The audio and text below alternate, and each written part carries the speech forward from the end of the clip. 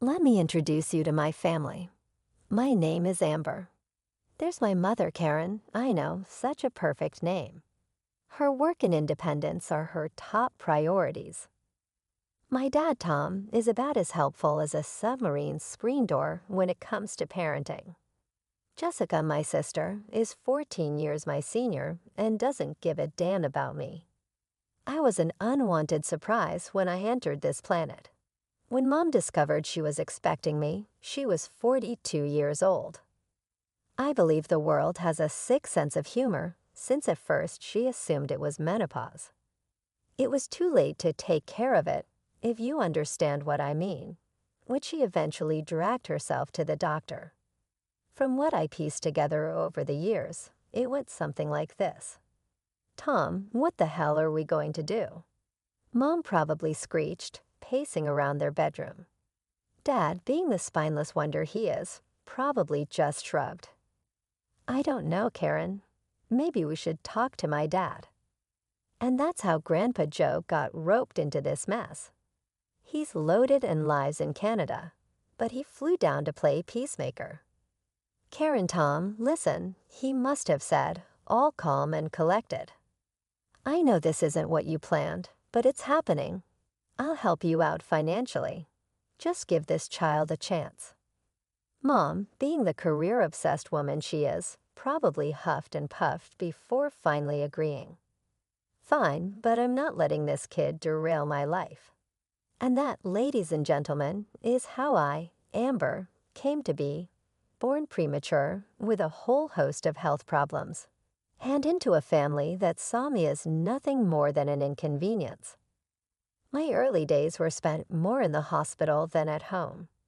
Mom couldn't be bothered to show up most of the time. It was Dad and Aunt Sarah who took turns keeping watch over my incubator. Aunt Sarah, now there's a saint if I ever met one.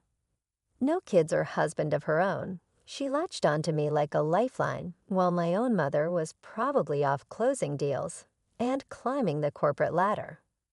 Aunt Sarah was there, holding my tiny hand through the incubator's holes, whispering words of encouragement.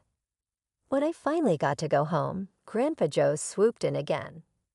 Our house wasn't big enough for 2 kids, apparently, so he bought us a new one. Growing up in that house was like living in a museum. Look, but don't touch, don't make noise, don't exist too loudly. I learned pretty damn quick that I wasn't part of the exhibit, just some unwanted artifact they couldn't get rid of. Mom and Dad were always working. When they weren't, they acted like I was some kind of leech, sucking the life out of them. We had a parade of nannies coming through the house. Some were nice, some weren't, but none of them stuck around long enough to matter. Jessica, my so-called sister, might as well have been a stranger living in the same house. 14 years is a hell of an age gap, and she made it clear she had no interest in playing big sister. I remember one time, I must have been about 6. I tried to hang out in her room while she was getting ready for college. "Jessica, can I watch you do your makeup?" I asked, peering around her doorframe. She barely glanced at me. "No, Amber, I'm busy." "Go play with your toys or something." "But I don't want to play alone," I whined. "Can't we do something together?" She slammed her mascara down on the dresser and whirled to face me. "Look, we're not friends, okay? I'm not here to entertain you. Go bother Mom or Dad." That was pretty much the extent of our sisterly bonding. Mom was even worse. Every day when she got home from work, it was the same routine. She'd walk in, kick off her heels, and make a beeline for the liquor cabinet.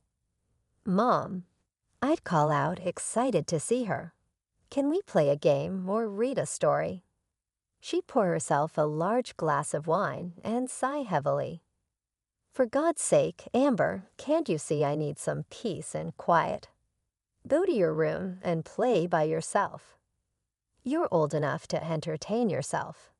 And Dad, he promised Mom he'd take care of me if she had me." What a joke that turned out to be. He was always too busy or too tired to spend time with me. His favorite phrase became, "Not now, Amber." I remember overhearing them argue about it once. I was supposed to be in bed, but I'd snuck out to get a glass of water. "Tom, you promised you'd help with her," Mom hissed. "I can't do this all on my own." "What do you want from me, Karen?" Dad shot back. "I work all day too. I'm exhausted when I get home. She's always so needy." I didn't stick around to hear the rest. I'd heard enough to know where I stood in their eyes. A burden, an obligation, a mistake they were stuck with. After a while, I stopped trying. What was the point? I learned to entertain myself, to be quiet, to stay out of their way.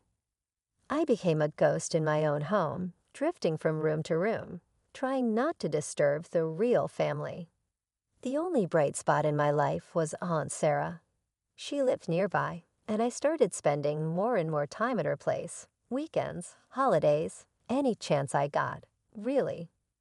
With Aunt Sarah, I felt seen, heard, and loved. We'd spend hours doing puzzles, baking cookies, or just talking. She'd ask me about school, my friends, my hopes and dreams, things my own parents never bothered with. Life has a funny way of throwing curveballs when you least expect them. I was 14, minding my own business, trying to survive another day in the emotional wasteland I called home when my parents dropped a bombshell on me. "Amber," Mom said, her voice unusually chipper, "we have wonderful news. Your sister Jessica is getting married, and she's pregnant." Dad chimed in, grinning like an idiot. "We're going to be grandparents." I forced a smile, wondering why they were telling me this like I should be jumping for joy. "That's great," I managed to say. "We're going to be very busy preparing for the wedding," Mom continued, not even noticing my lack of enthusiasm. "So we want you to stay with your Aunt Sarah for a while." I blinked, processing their words. They wanted to ship me off because of a wedding. Part of me wanted to be hurt, but honestly, it was the best news I'd heard in years. "Sure," I said, trying not to sound too eager. "I'd love to stay with Aunt Sarah." They looked relieved, probably expecting me to put up a fight. Shows how little they knew me. I packed my bags faster than you could say, unwanted child, and practically skipped to Aunt Sarah's house. Months flew by. The wedding preparations were in full swing, but I couldn't care less. I was too busy enjoying my new life. Aunt Sarah and I would cook together, watch movies, go for walks in the park. She'd help me with my homework, listen to me ramble about my day at school, and actually seemed interested in what I had to say. Before I knew it, a week before Jessica's wedding rolled around. It was also my 15th birthday. That morning, I woke up to the smell of pancakes and the sound of Aunt Sarah singing off-key in the kitchen. I groaned, padding downstairs in my pajamas. "Happy birthday, my dear," Aunt Sarah exclaimed, pulling me into a bone-crushing hug.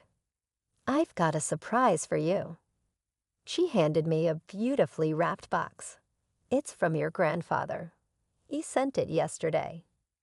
I tore into the wrapping paper, my eyes widening as I revealed a brand new smartphone, the latest model, no less.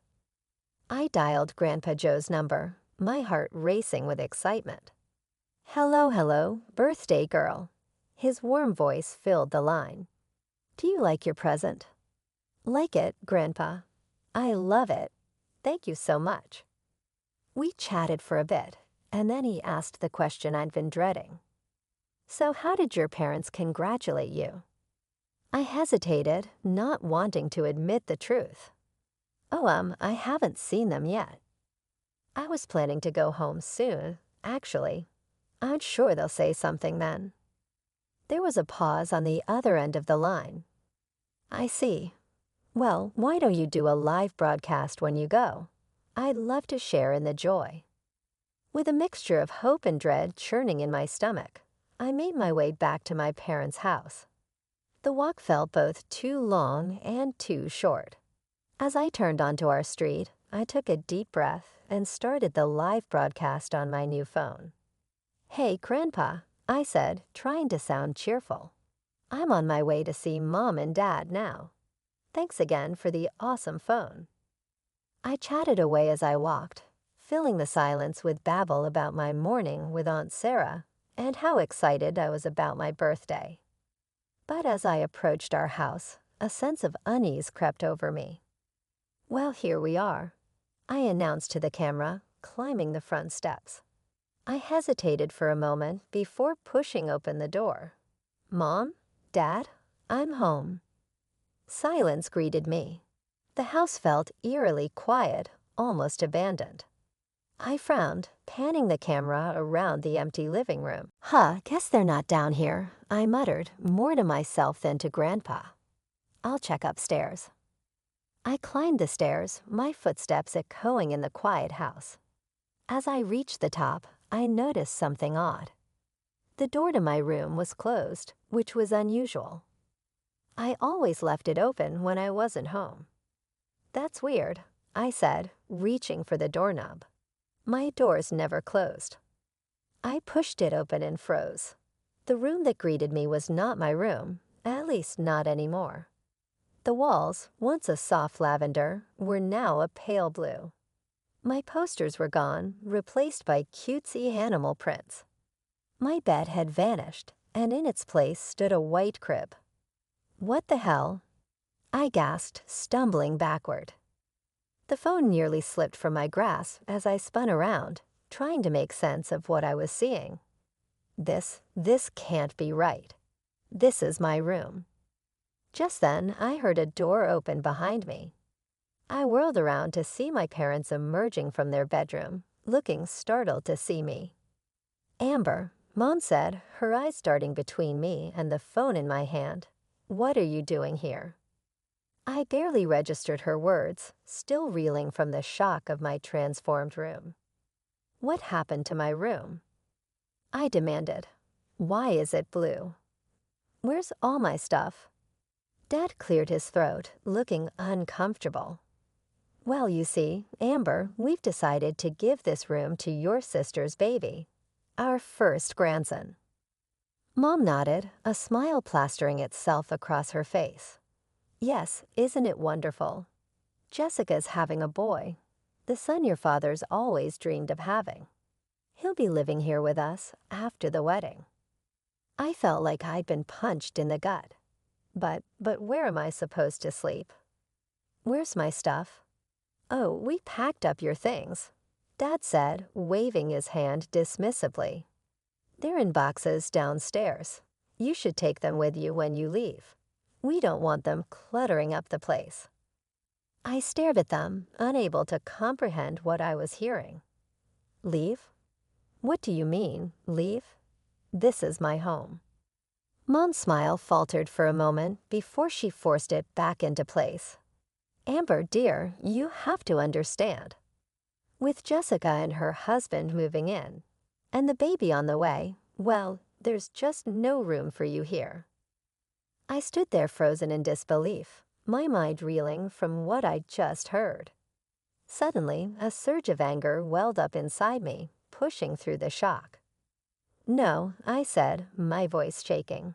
"No, I won't leave. This is my home too. You can't just throw me out like I'm nothing." Mom's fake smile vanished, replaced by a look of irritation. "For heaven's sake, Amber, don't be difficult." "Difficult?" I spat back. "It's my birthday, and you're kicking me out." "You didn't even remember, did you?" Dad rolled his eyes. "Your birthday? Is that what this tantrum is about? We don't have time for this nonsense." Their callousness hit me like a physical blow. I felt tears welling up in my eyes, but I blinked them back furiously. "How can you be so cruel? I'm your daughter." "A daughter we never wanted," Mom snapped, her composure finally cracking. "Do you have any idea how much you've cost us? How much attention you've demanded? We're exhausted, Amber."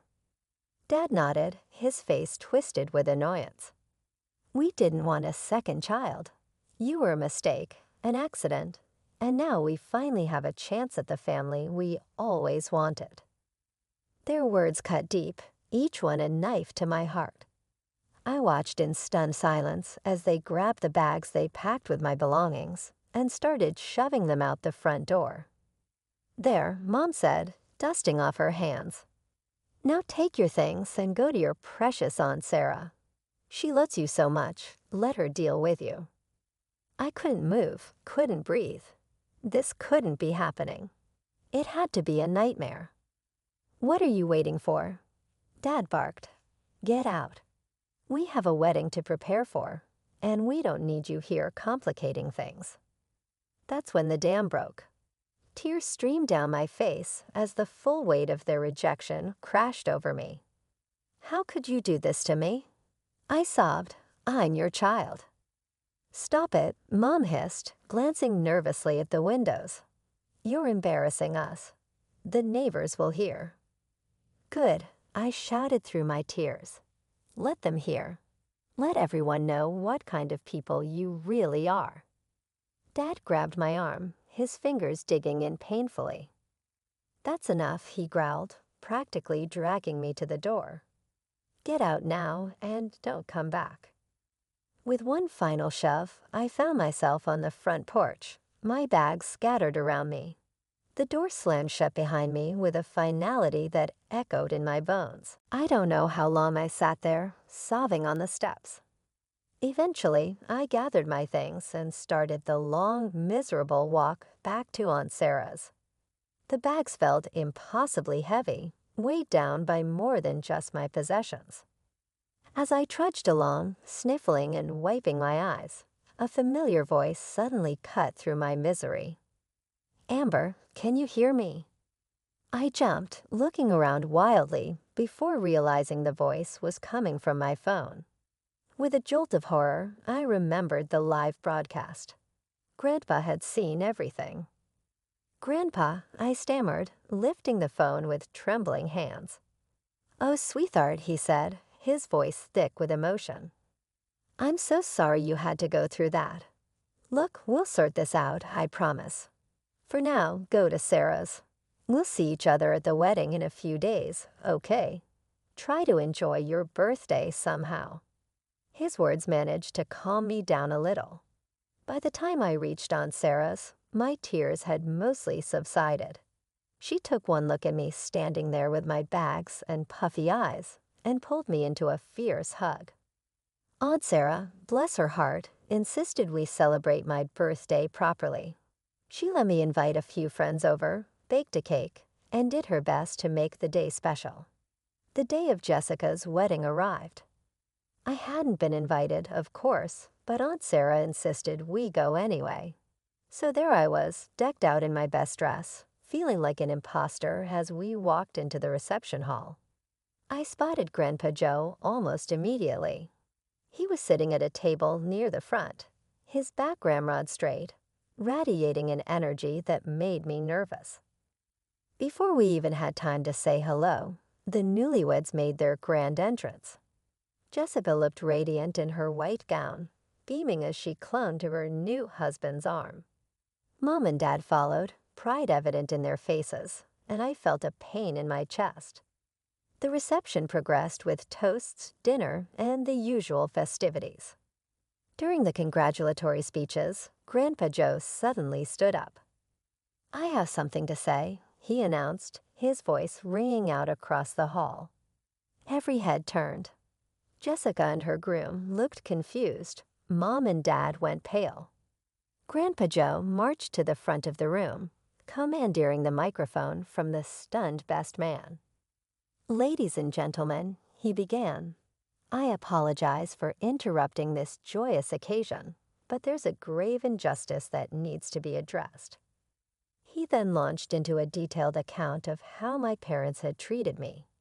He spared no detail, from their resentment of my birth to the cruel way they kicked me out on my birthday. With each word, the guests' expressions changed from confusion to shock to outrage. Mom tried to interrupt, her face beat red. Jessica was crying now, mascara running down her cheeks. Her new husband looked uncomfortable, shifting in his seat. The guests were whispering among themselves, shooting scandalized looks at my parents. Grandpa turned to face my parents directly, his voice cold as ice. "So let me make this clear. I'm changing my will. Every cent I have will go to Sarah and Amber. Tom, Karen, Jessica, you're cut off completely." The reception hall erupted into chaos. Mom let out a strangled cry. Dad's face turned an alarming shade of purple, and Jessica wailed something about her ruined wedding. But Grandpa wasn't done. He walked over to where Aunt Sarah and I sat, shell-shocked by the spectacle. "Come on, girls," he said gently. "We're leaving. We don't need to stay where we're not wanted." In a daze, I stood up and followed him.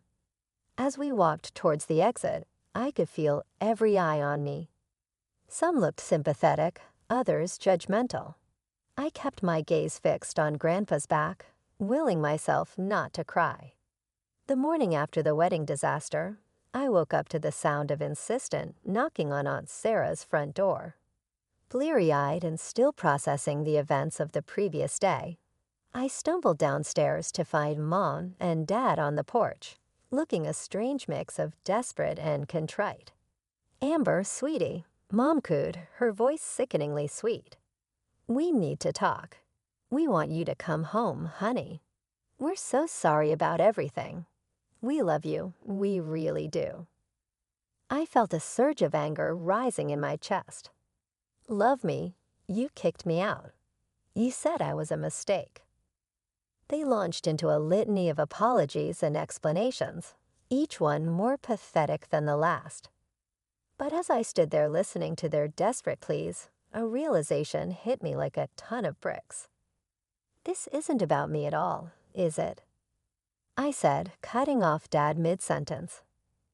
"This is about the inheritance, isn't it?" Their faces fell, confirming my suspicions.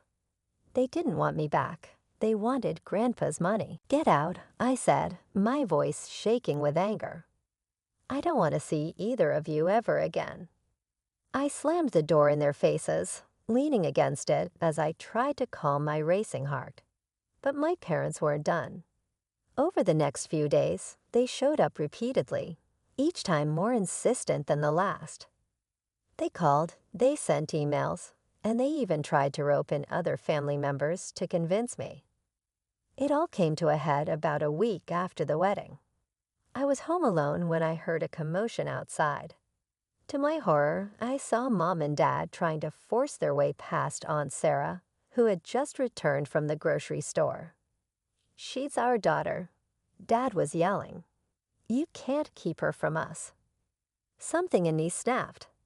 I'd had enough of their manipulation, their lies, their sudden concern for my well-being now that money was on the line. "Aunt Sarah," I called out, my voice steadier than I felt. "I want you to be my legal guardian." The words hung in the air for a moment. Then Aunt Sarah's face broke into a wide smile. "Oh, sweetie, I'd be honored." With Aunt Sarah's help, we contacted a lawyer the very next day. The process wasn't easy. There were forms to fill out, interviews to conduct, and a court hearing to attend. But through it all, I held on to one piece of evidence that I knew would make all the difference: the video from my ill-fated birthday visit home. The day of the court hearing arrived, and I felt sick to my stomach. My parents were there, of course, playing the role of concerned, loving parents to the hilt. But when the judge asked for evidence, and we played that video, the one where they kicked me out, where they told me I was unwanted, the atmosphere in the courtroom changed. I'll never forget the look on the judge's face as she watched my parents callously toss me aside. When the video ended, she turned to them, her expression hard. "In all my years on the bench," she said, "I've rarely seen such a clear case of parental neglect and emotional abuse." The ruling came swiftly after that. Aunt Sarah was granted full legal guardianship, and my parents' rights were terminated. As the gavel came down, I felt a weight lift off my shoulders. For the first time in my life, I was free of their toxic influence. Life has a funny way of coming full circle. Just when I thought the drama was finally over, Grandpa Joe called us over to his lawyer's office. As we sat in the plush, leather chairs, surrounded by mahogany bookshelves and the smell of old paper, I couldn't help but feel nervous. "Amber, Sarah," Grandpa began, his voice solemn but his eyes twinkling. "I want you both to know that I've made some changes to my will." He nodded to his lawyer, who pulled out a thick document. "As I promised at the wedding," Grandpa continued, "I've decided to leave my entire estate to you two. Tom and Karen are officially disinherited." I sat there stunned. I knew Grandpa had threatened this at the wedding, but I never really believed he'd go through with it. As we left the lawyer's office, my head spinning with the implications of what had just happened, my phone rang. It was Jessica. "How could you do this to me?" she screeched as soon as I answered. "You've ruined everything." I pulled the phone away from my ear, wincing at her volume. "What are you talking about?" "Don't play dumb," she snapped. "You turned Grandpa against us. Now he's leaving everything to you and Aunt Sarah. It's not fair. I want my share too." I felt a flash of anger. After everything that had happened, after the way they'd all treated me, she had the nerve to demand money. "Jessica," I said, trying to keep my voice level, "I didn't ask for any of this. It was Grandpa's decision, not mine." "But you must have manipulated him somehow," she insisted. "You've always been jealous of me. This is your revenge, isn't it?" I took a deep breath, counting to 10 in my head before responding. "Jessica, I'm sorry you feel that way, but I had nothing to do with Grandpa's decision. If you want to change his mind, you'll have to talk to him yourself." "Maybe I will," she huffed. "And don't think this is over, Amber. You can't just waltz in and steal what's rightfully ours." As she hung up, I felt a mix of emotions: anger, sadness, but mostly just exhaustion. And then I decided to focus on my future. I threw myself into my studies, determined to ace my exams and get into a good college. Aunt Sarah helped me research schools, majors, and scholarship opportunities. Sure, my family situation was far from perfect. There would probably be more drama with Jessica, my parents, and the inheritance down the line. But for now, I had a loving home with Aunt Sarah and Grandpa Joe, a bright future ahead of me, and the strength to face whatever challenges came my way.